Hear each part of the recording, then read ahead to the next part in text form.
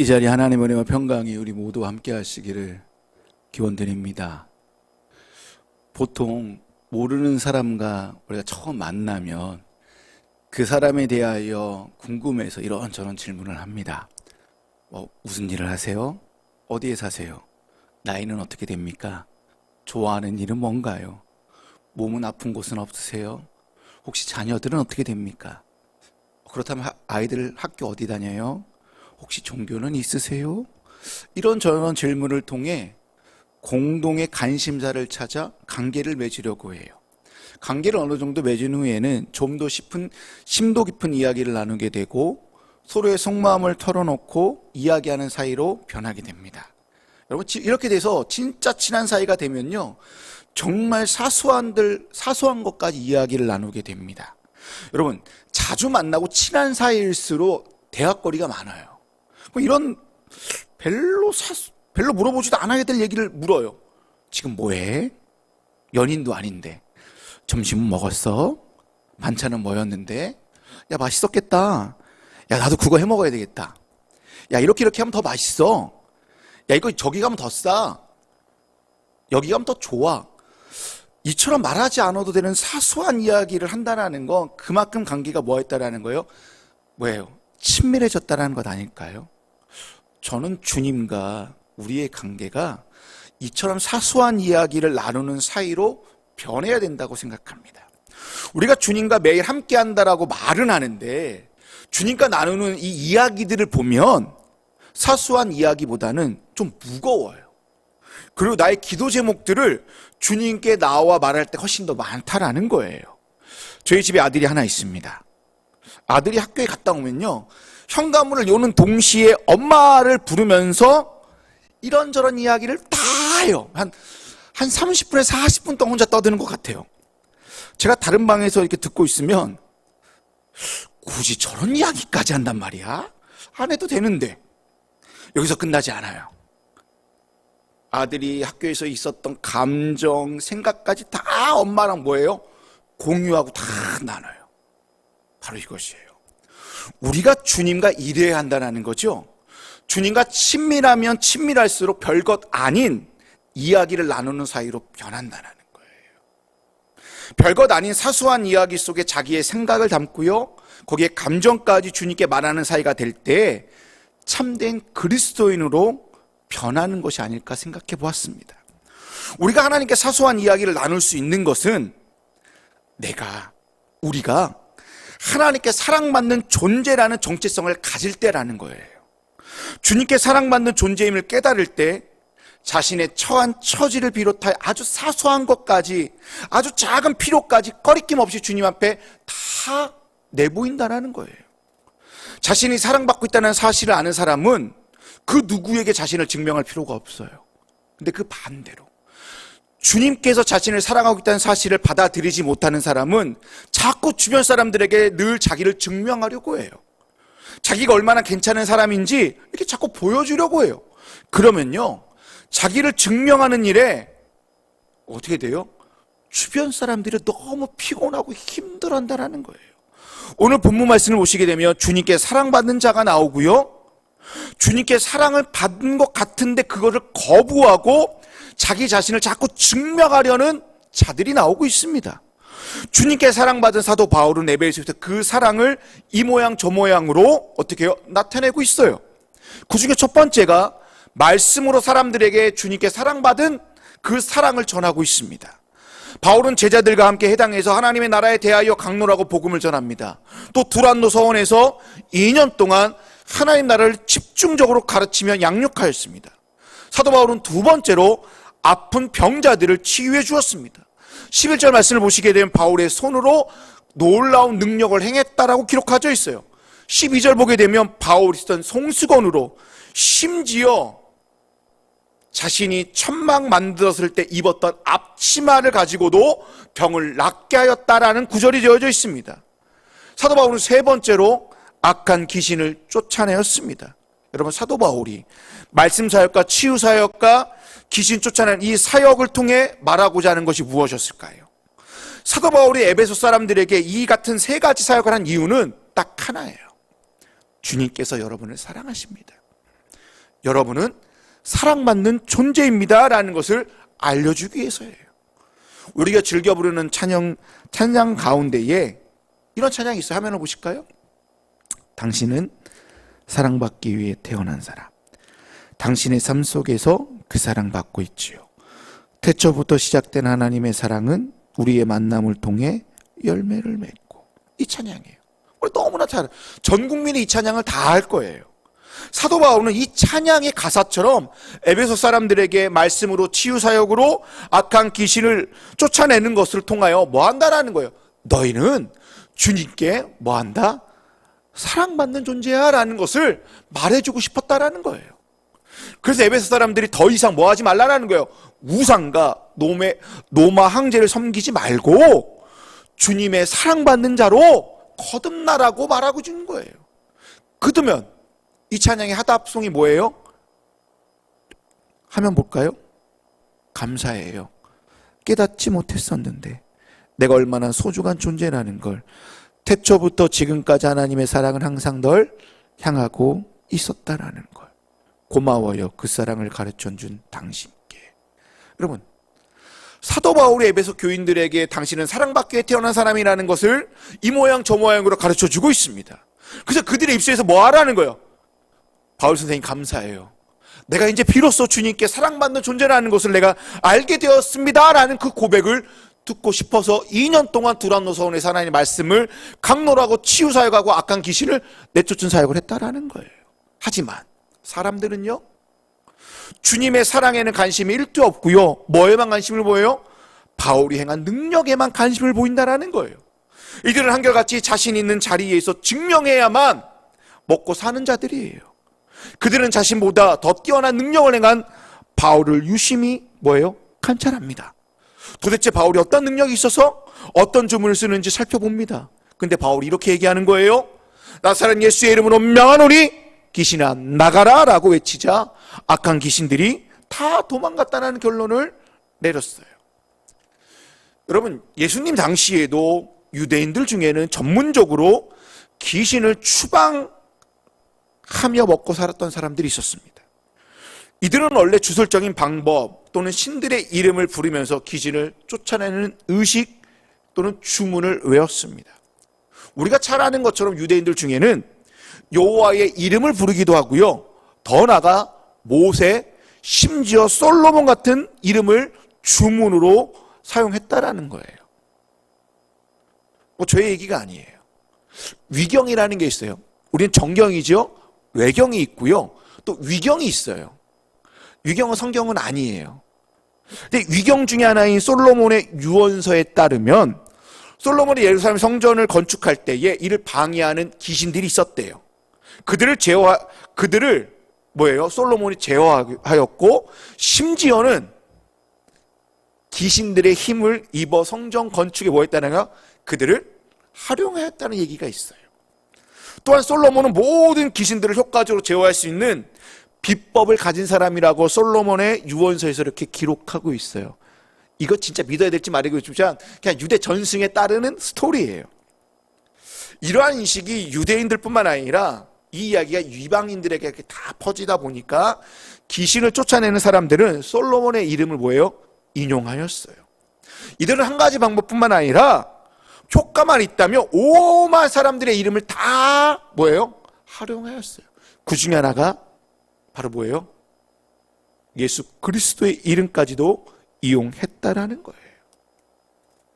이들은 자신들의 이익을 위해서 예수의 존귀한 이름을 함부로 뭐예요? 이용하였습니다. 이들 가운데 마수라는 어떤 유대인들이 시험 삼아 바울을 이렇게 흉내내고 있습니다. 13절 말씀입니다.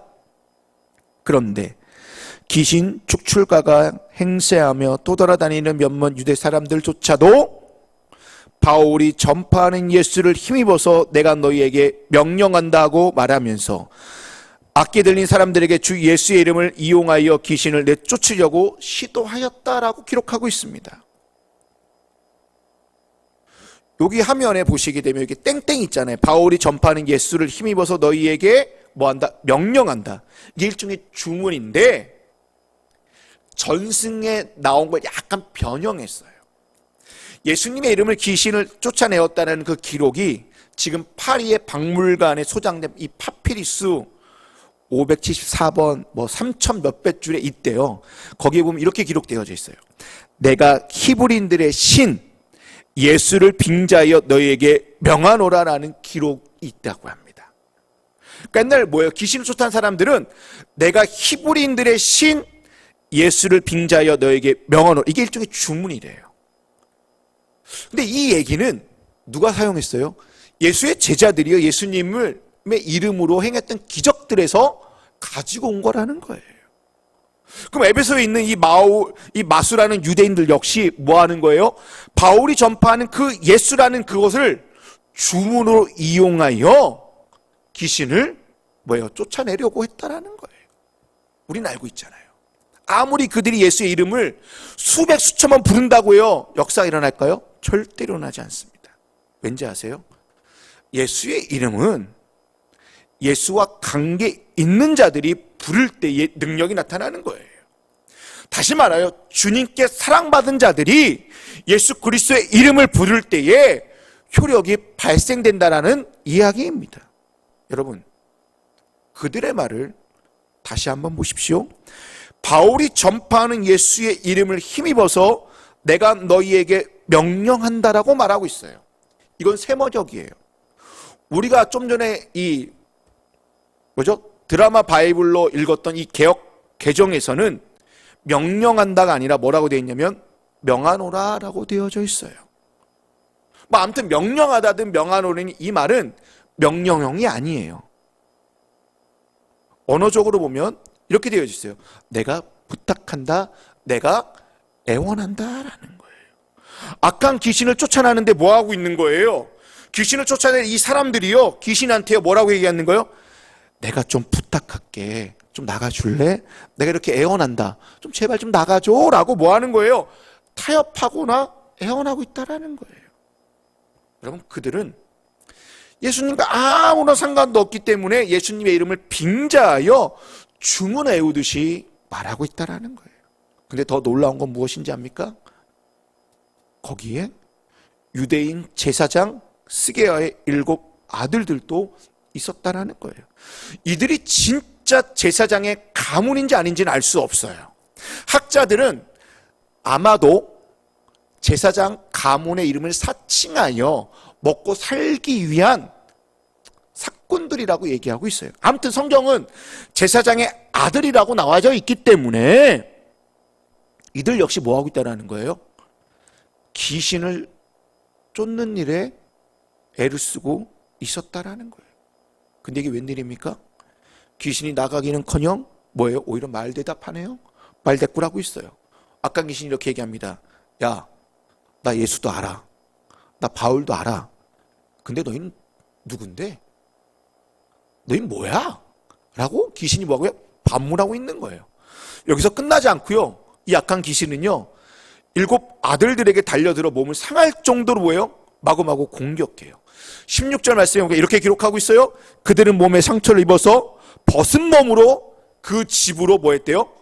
도망쳐 버렸어요. 여러분, 얼마나 수치스러운 일입니까? 여러분, 스게야의 7 아들들이 어디서부터 잘못된 것일까요? 왜 이들이 이러한 끔찍한 수모를 당할 수밖에 없었을까요?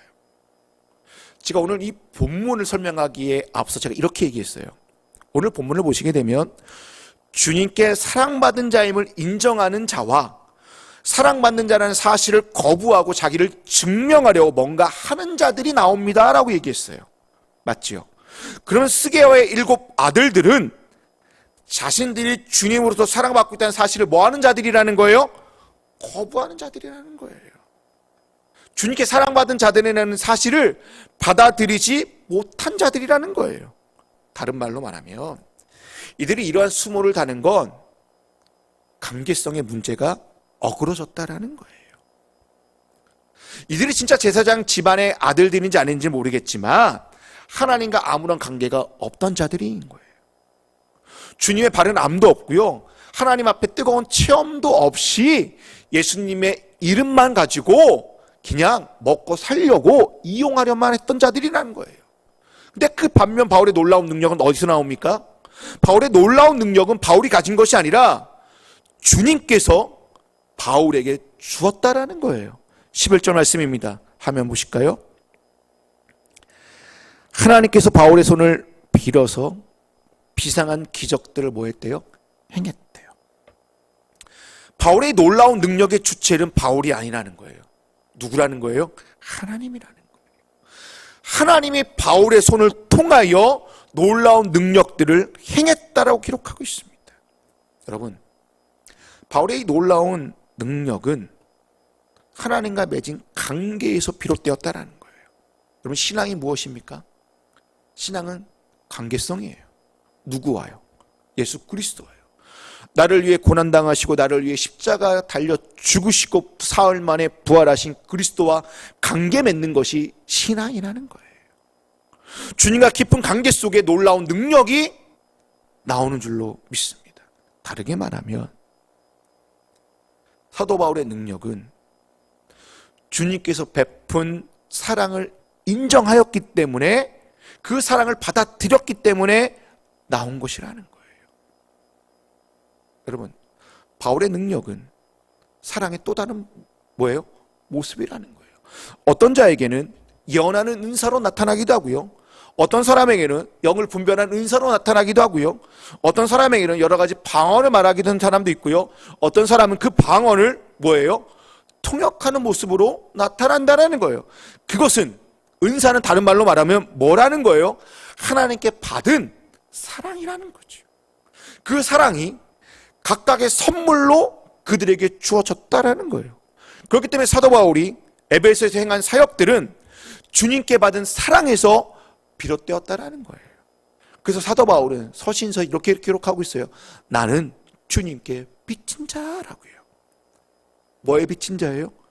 주님께 받은 그 사랑에 대하여 빚진 자라고 되어 있어요. 이처럼 사랑의 빚진 자라는 사실을 깨달을 때 하늘의 요구에 응답하며 선한 일에 열심을 낼 수 있습니다. 이게 저의 얘기가 아니라 디모데전서 2장 14절의 말씀입니다. 화면을 보실까요? 그리스도께서는 우리를 위하여 자기 몸을 내주셨습니다. 그것은 우리를 모든 불법에서 건져내시고 깨끗하게 하셔서 선한 일에 열심을 내는 백성으로 삼으시려는 것입니다 라는 거예요. 여러분, 첫 번째 줄과 두 번째 줄은 뭐예요?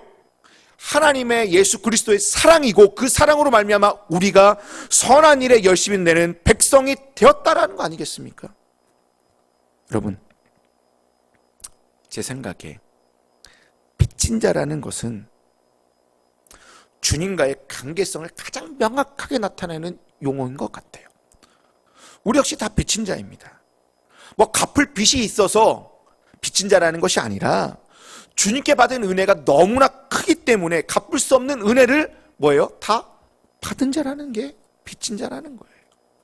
여러분, 이 빚진 자라는 마음이 있을 때에 주님께 자신의 삶을 뭐예요? 다 바칠 수 있게 됩니다. 이렇게 자신을 바치는 삶을 사는 그 일상 속에서 주님은 끊임없이 뭘 줘요? 사랑을 계속 부어주신다라는 거예요. 그러면 이미 하나님 앞에 크게 사랑을 받았는데, 그 하나님 앞에 크게 빚진 자가 되었는데, 일상 속에서 하나님이 계속 사랑을 주면 우리는 계속 뭐예요? 빚진 자로 살아갈 수밖에 없잖아요. 왜 그럴까요? 왜 하나님 우리에게 한 번 주는 게 아니라 매일 매 순간마다 일상 속에서 하나님의 크신 사랑을 왜 끊임없이 부어줄까요? 고린도전서 6장 20절에 거기에 답이 있습니다. 화면 보실까요? 여러분은 하나님께서 값을 치르고 사들인 사람입니다. 그러므로 여러분의 몸으로 뭐라고 되어져 있습니까? 하나님을 영화롭게 하십시오. 하나님께서 우리에게 끊임없이 사랑을 주고 사랑을 주는 이유는 뭐예요? 일상 속에서 뭐 하라는 거예요? 하나님을 영화롭게 하라는 명령이라는 거죠. 우리의 삶은 하나님을 영화롭게 하는 데 있다라는 것입니다. 그런데 시기야의 7 아들들이 하나님을 영화롭게 하려고 예수님의 이름을 인용하였나요? 바울이 한 것처럼 따라했나요? 아니요. 오직 자신을 증명하려고, 자신이 이런 존재야라는 것을 나타내고자 그래서 더 잘 먹고 잘 살기 위하여 그들은 예수의 이름을, 바울이 말한 그 예수를 뭐예요? 외쳤다라는 겁니다. 만약 스게야 7 아들들이 하나님을 영화롭게 하려고 따라했다면 뭔가 능력이 나타났을 것입니다. 그리고 악한 귀신들의 물음에도 당당하게 대답할 수 있었을 것입니다. 다시 우리는 그 귀신의 물음을 다시 한번 살펴보고자 합니다. 15절 말씀입니다. 귀신이 그들에게 나는 예수도 알고 바울도 알지만 당신들은 도대체 누구요? 하고 말하였다.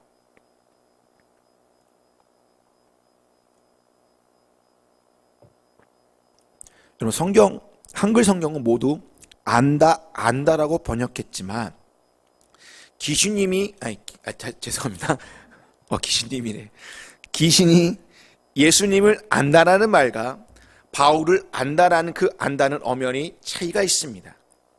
예수님을 안다라고 할 때 그 알은 속속히 본질을 정확하게 알고 있다라는 그 알을 얘기하고 있습니다. 사도 바울을 안다라는 말은 안면이 있다라는 거예요. 바울이 어떤 사람인지 내가 몇 번 봐서 알아라는 거예요. 그러니까 귀신은 뭐라는 거예요? 예수 그리스도가 누구인지 정확하게 알고 있었다라는 거예요. 근데 스게의 7 아들들은 내가 예수도 확실히 알고 바울도 안면에 있어 아는데, 그런데 너희는 도대체 누구냐라고 묻고 있는 거예요. 누구한테? 그 아들들에게. 선뜻 아들들은 대답하지 못해요. 여러분, 세상은 우리에게 끊임없이 묻고 있다는 거예요. 세상은 우리에게 끊임없이 내가 예수도 알고 바울도 아는데 너희는 누구냐라고 끊임없이 우리에게 묻고 있다라는 거예요. 오늘 마귀가, 악한 귀신이 이 7 아들들에게 한 물음은 오늘 우리에게 던지는 질문이기도 합니다. 너희는 누구냐? 당신들은 도대체 누구입니까? 라고 세상은 지금 우리에게 묻고 있습니다. 이 물음 앞에 확신과 자신이 없다면 우리는 얼마든지 스게의 7 아들처럼 뭐예요? 악한 귀신들에게 공격을 받아 끔찍한 수모를 당하거나 치욕을 얼마든지 당할 수 있다라는 것입니다. 여러분, 악한 귀신들이 한 질문은 어찌 보면 질문이 아닐 수도 있어요. 여러분, 이 안다라는 말을 인정한다라는 말로 바꿔보십시오. 귀신이 뭐예요? 예수도 인정하고 바울도 인정하는데 나는 너희를 뭐 한다는 거예요? 인정할 수 없어 라는 거예요. 하물며 귀신이 뭐 한다는 거예요? 우리를 제대로 우리가 알지 못하면 귀신이 우리를 얼마든지 뭐 할 수 있다는 거예요? 무시할 수 있다라는 겁니다. 여러분, 세상은 다 알아요. 예수가 누구인지, 바울이 누구인지, 하물며 누가 진짜 그리스도인지 다 알고 있습니다. 누가 가짜로 흉내만 내고 있는지, 어느 교회가 참다운 교회인지 다 알고 있습니다. 그렇다고 내가 그리스도인이야 라고 티를 내며 세상을 살 필요는 없습니다. 오히려 티를 내면 낼수록 가짜일 가능성이 저는 높다고 생각합니다.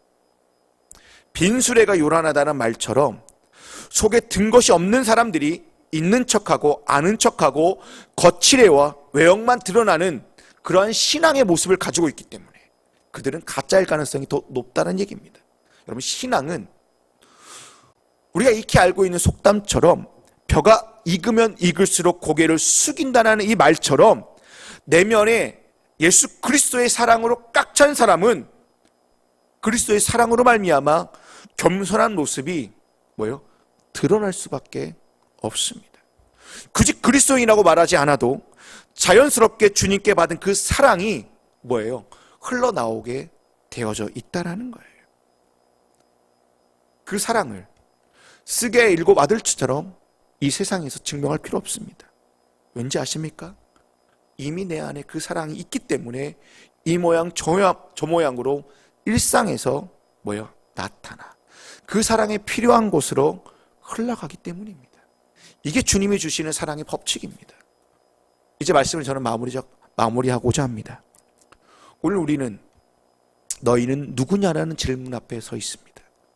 이 질문 앞에 여러분 뭐라고 대답하시겠습니까? 아니, 자신 있으십니까? 당당하게 말씀할 수 있으세요? 오늘 이 시간 이후부터 여러분들이 당당했으면 좋겠습니다. 당당하게 말씀하십시오. 나는 주님께 사랑받고 있는 존재야 라고 말씀하십시오. 오직 사랑받는 사람만이 마음의 안식을 누릴 수 있고, 사랑받는 사람만이 자신의 본연의 모습으로 살아갈 수 있다는 것을 기억하시기 바랍니다. 만약 하나님의 사랑을 받고 있다는 존재를 깨닫지 못하고 그것을 거부하는 자들은 아무런 관계가 없기 때문에 자기 일에 노예가 되고 만다라는 것입니다. 사랑받고 있는 사람이라는 정체성이 없을 때 자신 하는 일이 다른 어떤 누구에게 보이는 일로 바뀌게 된다는 것을 여러분 기억하십시오. 하지만 우리의 삶은 하나님께 부름받은 삶, 다시 말하여 사랑받는 삶이기 때문에 아무리 우리에게 이러한 저러한 문제와 아픔과 시련이 닥쳐온다 할지라도 우리를 침몰시키지 못할 겁니다. 우리를 한 곳에 머물러 앉게 하거나 포기하지 못하게 만들 것입니다. 오히려 더 큰 사랑을 향하여 나아갈 수 있도록 하나님은, 예수 그리스도는 우리의 끊임없는 사랑을 베풀어 주실 줄로 믿습니다. 그리고 주님은 오늘 우리에게 이렇게 말씀하십니다. 너희 하나님 여호와가 너희 가운데 계시니 그는 구원을 베푸실 전능자시라. 그가 너로 말미암아 기쁨을 이기지 못하시며 너를 잠잠히 사랑하시며 너로 말미암아 즐거이 부르며 기뻐하시리라. 기도하시겠습니다.